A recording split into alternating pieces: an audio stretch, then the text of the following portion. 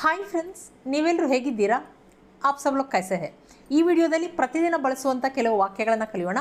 ಈ ವಿಡಿಯೋನ ಲೈಕ್ ಮಾಡೋದನ್ನು, ಕಮೆಂಟ್ ಮಾಡೋದನ್ನು ಮಾತ್ರ ಮರಿಬೇಡಿ. ನೀವೇನಾದರೂ ನನ್ನ ಚಾನಲ್ ಇನ್ನೂ ಸಬ್ಸ್ಕ್ರೈಬ್ ಆಗಿಲ್ಲ ಅಂದರೆ ಸಬ್ಸ್ಕ್ರೈಬ್ ಆಗಿ. ಹೆಚ್ಚಾಗಿ ಯೋಚನೆ ಮಾಡಬೇಡ. ಹೆಚ್ಚಾಗಿ ಯೋಚನೆ ಮಾಡಬೇಡ.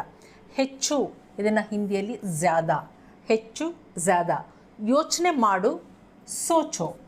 ಯೋಚನೆ ಮಾಡು, ಸೋಚೋ. ಯೋಚನೆ ಮಾಡಬೇಡ ಅಂತ ಹೇಳಬೇಕಾದ್ರೆ ಇಲ್ಲಿ ಬೇಡ ನಾವು ಮತ್ ಅಂತ ಬಳಸ್ತೀವಿ. ಕ್ರಿಯಾಪದದ ಜೊತೆ ಬೇಡ ಅಂತ ಬಳಸಿದಾಗ ಹಿಂದಿಯಲ್ಲಿ ಮತ್. ಯೋಚನೆ ಮಾಡಬೇಡ, ಮತ್ ಸೋಚೋ. ಹೆಚ್ಚಾಗಿ ಯೋಚನೆ ಮಾಡಬೇಡ, ಜ್ಯಾದಾ ಮತ್ ಸೋಚೋ. ಜ್ಯಾದಾ ಮತ್ ಸೋಚೋ. ಇದು ಏಕವಚನದಲ್ಲಾಯಿತು. ಹೆಚ್ಚಾಗಿ ಯೋಚನೆ ಮಾಡಬೇಡಿ ಅಂತ ಹೇಳಿದಾಗ ಜ್ಯಾದಾ ಮತ್ ಸೋಚಿಯೇ. ಜ್ಯಾದಾ ಮತ್ ಸೋಚಿಯೇ. ಸೋಚೋ, ಯೋಚನೆ ಮಾಡು, ಸೋಚೋ. ಯೋಚನೆ ಮಾಡಬೇಡ, ಮತ್ ಸೋಚೋ.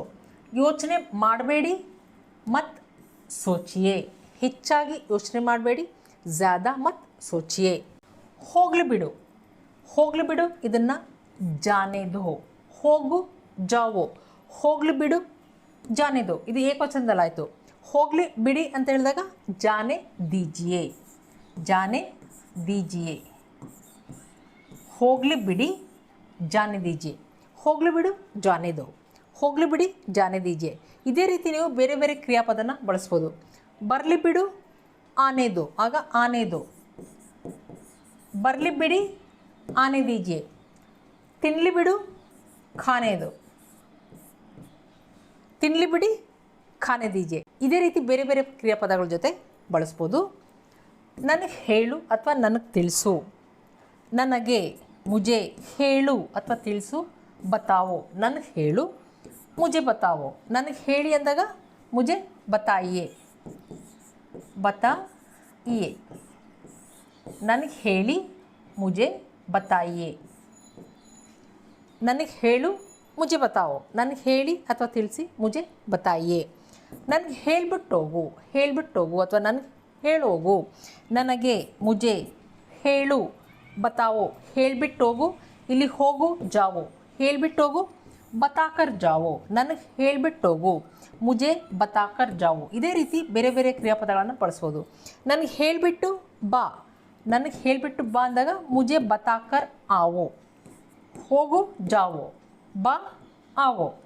ನನಗೆ ಹೇಳಿಬಿಟ್ಟೋಗು, ಮುಜೆ ಬತಾಕರ್ ಜಾವೋ. ನನಗೆ ಹೇಳಿಬಿಟ್ಟು ಬಾ, ಮುಜೆ ಬತಾಕರ್ ಆವೋ. ಅದೇ ನನಗೆ ಹೇಳಿಬಿಟ್ಟು ಹೋಗಿ ಅಂದಾಗ ಮುಜೆ ಬತಾಕರ್ ಜಾಯಿಯೇ. ಆಗ ಮುಜೆ ಬತಾಕರ್ ಜಾಯಿಯೇ. ಮುಜೆ ಬತಾಕರ್ ಜಾಯಿಯೇ.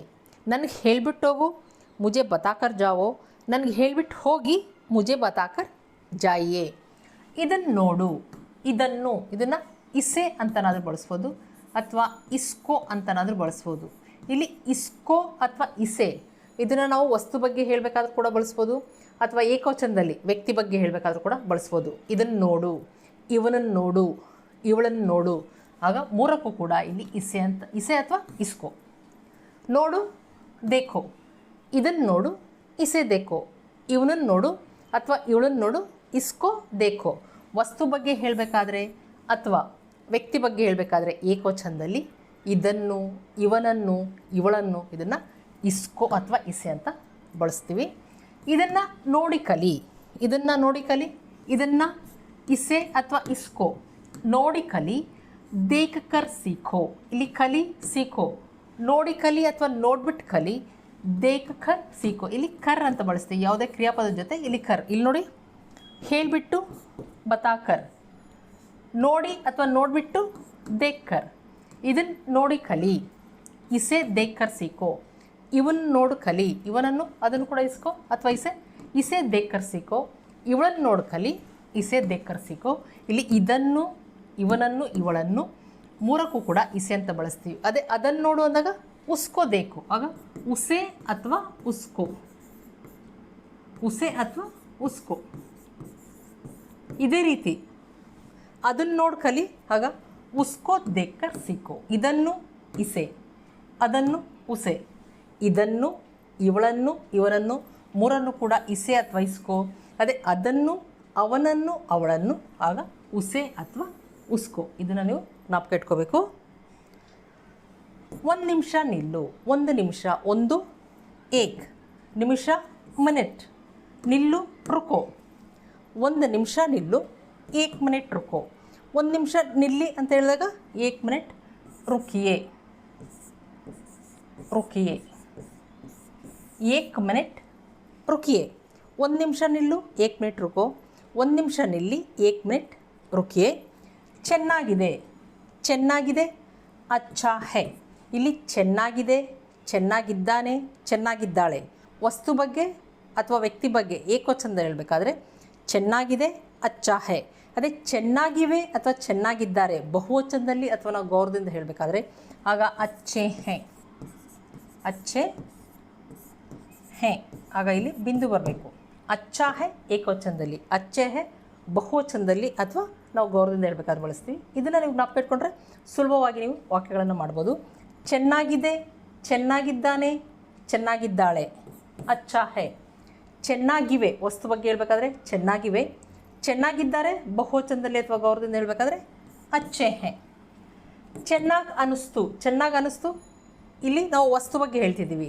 ಆಗ ಚೆನ್ನಾಗಿ ಅಚ್ಚಾ ಅನ್ನಿಸ್ತು ಲಗ, ಚೆನ್ನಾಗಿ ಅನ್ನಿಸ್ತು ಅಚ್ಚಾ ಲಗ.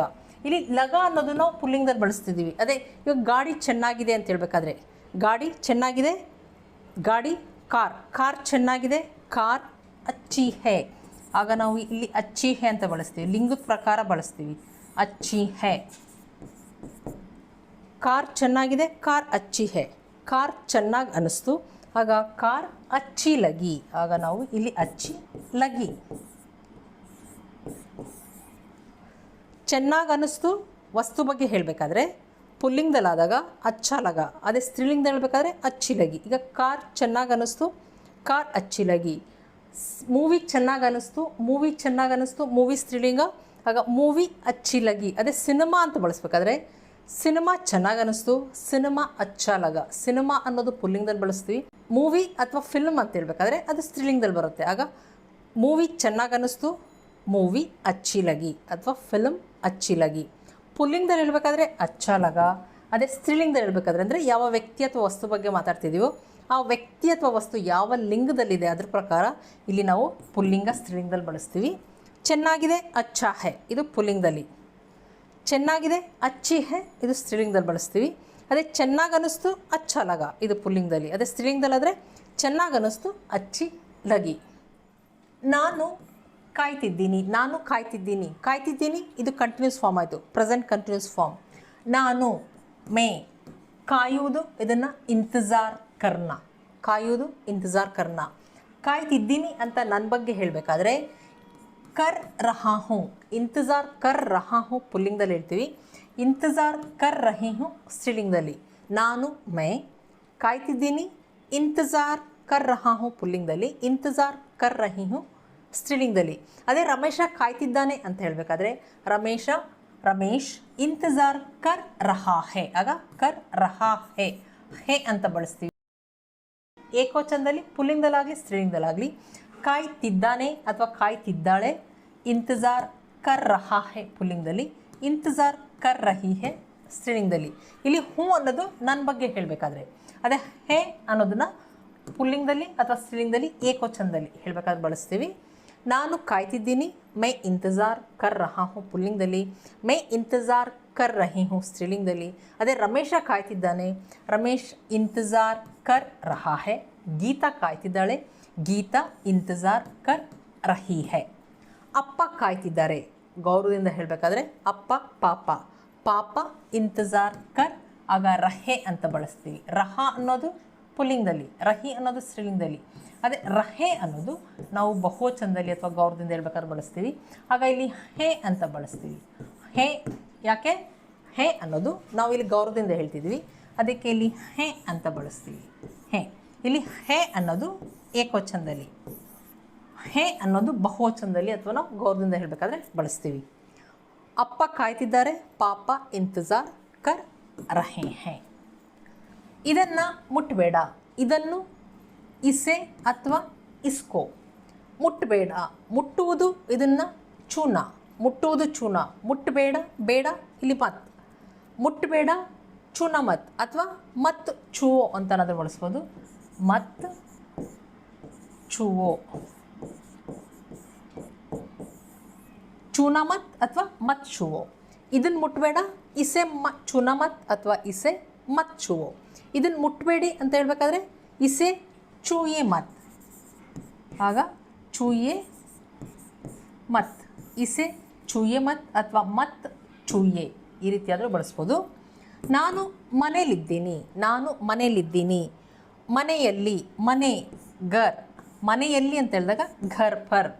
ಇದ್ದೀನಿ ಹ್ಞೂ, ನಾನು ಮನೇಲಿದ್ದೀನಿ, ಮೇ ಘರ್ ಪರ್ ಹ್ಞೂ. ರಮೇಶ ಮನೇಲಿದ್ದಾನೆ, ರಮೇಶ್ ಘರ್ ಪರ್ ಹೇ, ಆಗ ಹೇ ಅಂತ ಬಳಸ್ತೀವಿ.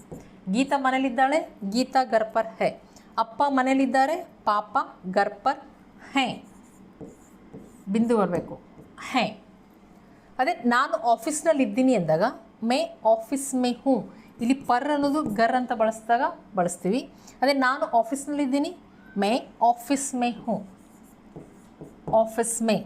ರಮೇಶ್ ಆಫೀಸ್ನಲ್ಲಿದ್ದಾನೆ, ರಮೇಶ್ ಆಫೀಸ್ ಮೇ ಹೇ. ಗೀತಾ ಆಫೀಸ್ನಲ್ಲಿದ್ದಾಳೆ, ಗೀತಾ ಆಫೀಸ್ ಮೇ ಹೇ. ಅಪ್ಪ ಆಫೀಸ್ನಲ್ಲಿದ್ದಾರೆ, ಪಾಪ ಆಫೀಸ್ ಮೇ ಹೇ. ನೀನು ಏನು ಮಾಡ್ತಿದ್ದೀಯಾ, ನೀನು ತುಮ್, ಏನು ಕ್ಯಾ ಮಾಡ್ತಿದ್ದೀಯಾ, ಕರ್ ರಹೆ ಹೋ.